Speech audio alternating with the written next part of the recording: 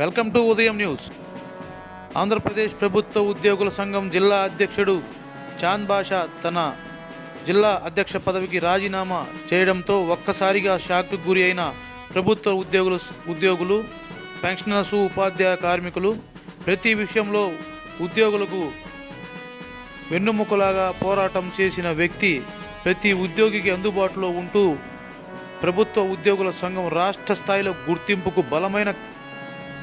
బలమైన గుర్తింపుకు కారణమైనటువంటి వ్యక్తి చాంద్ బాషా రాజీనామా చేయడాన్ని రాష్ట్ర అధ్యక్షుడు సూర్యనారాయణ దాన్ని ఆమోదించడంతో రాష్ట్ర అధ్యక్షుడు సూర్యనారాయణను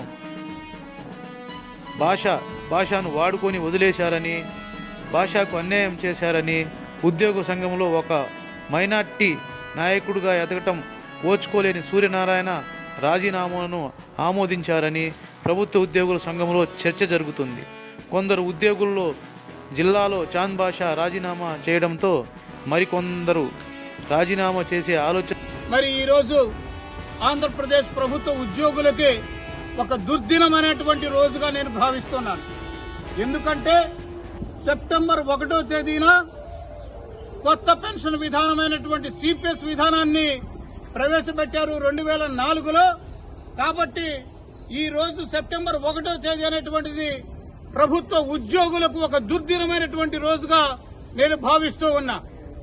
అలాగే ఆంధ్రప్రదేశ్ ప్రభుత్వ ఉద్యోగుల సంఘం ఒక నిర్ణయం తీసుకుంది.